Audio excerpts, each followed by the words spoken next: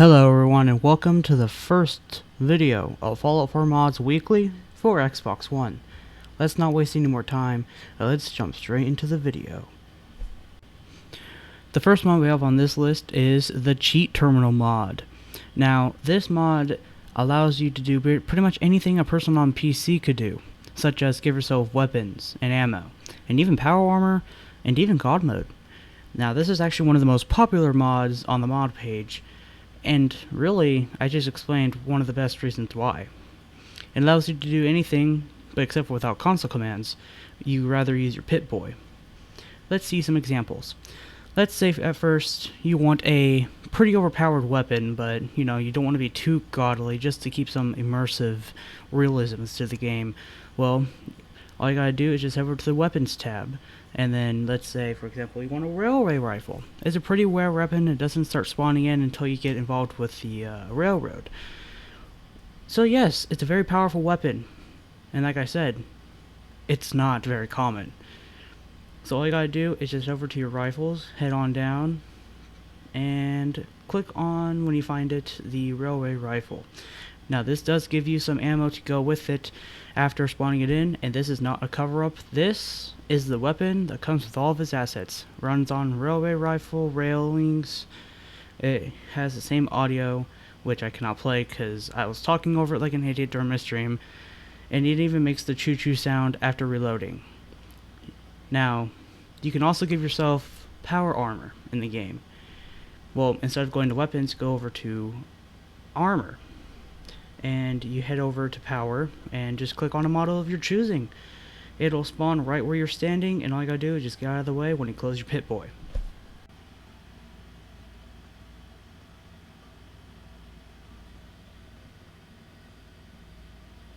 And there you have it, folks.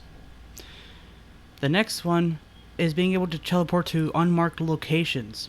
Now, this is extremely useful if you don't feel like walking, and it takes about 5 to 10 minutes to get to your location, but why would you want to do that if you can just teleport straight to the place you want to go? All you gotta do is wait for the game to load after selecting a designated location, and then you'll spawn right outside of the map mark area. All you gotta do is walk just a little bit, and you will have discovered wherever it is you chose to go.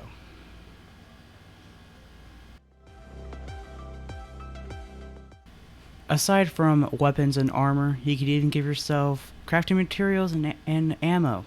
Let's say you want to get into Vault 81. All you gotta do is choose how much ammo you want to give yourself, 10,000 being the limit. All you gotta do is head over to ammo, energy, fusion cores, and boom, now you can get in.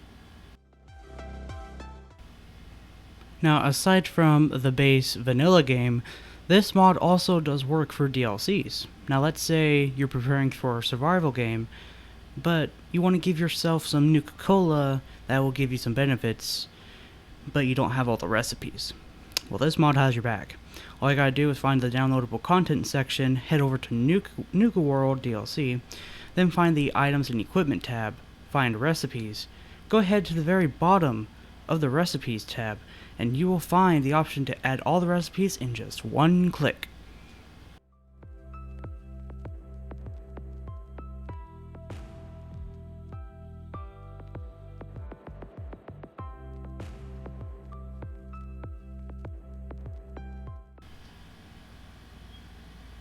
Now head back over to the Nuka mixer machine, and you will see that you have all of the available recipes for every flavor of Nuka-Cola in the game. Impressive, ain't it? You'll thank me later. Another thing, and the final thing you can do with this game, is actually manipulate the system. So you can give yourself 100 levels if you like. And even comes with perk points that you can distribute later. So overall, I honestly highly recommend this mod if you're looking to manipulate the gameplay at all. Very fun. Highly recommend. Let's move on to the next mod.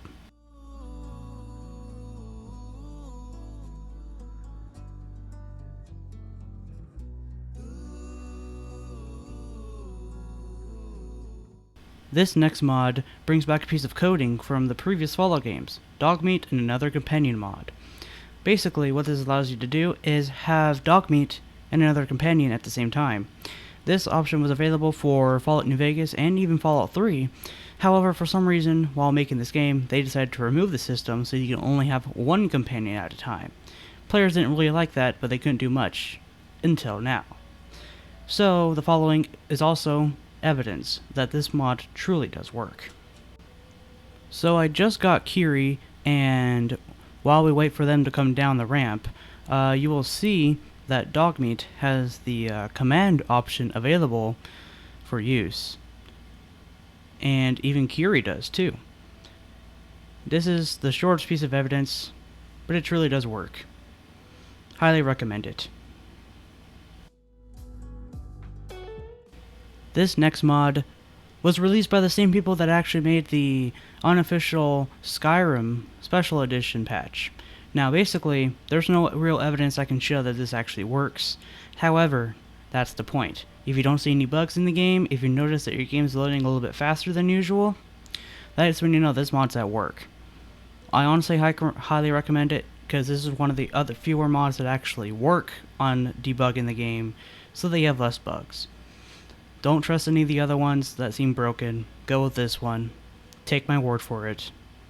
You probably won't regret it. It does require all the DLCs though. This next mod is actually really helpful. The Realistic Ragdoll Force mod.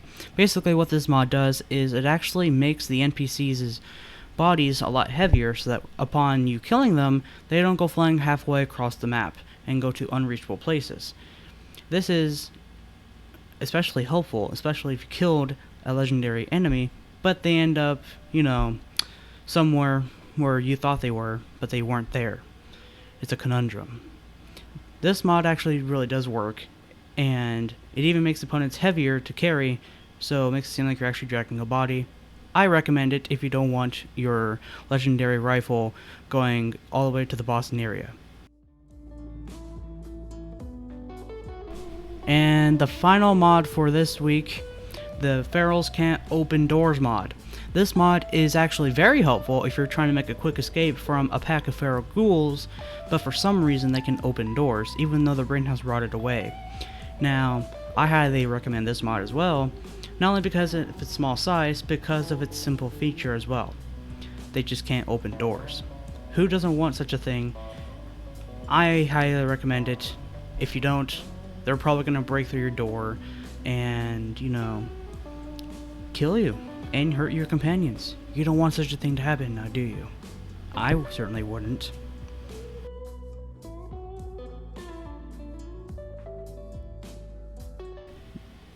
Those are all the mods for this week, folks, and I gotta say, next week I will try to do a lot better than this week, because on this stream I had where I went over all these mods, I was kind of screwing it up. But don't worry, it'll be a lot more cleaner next time with evidence. See you next week. Bye bye.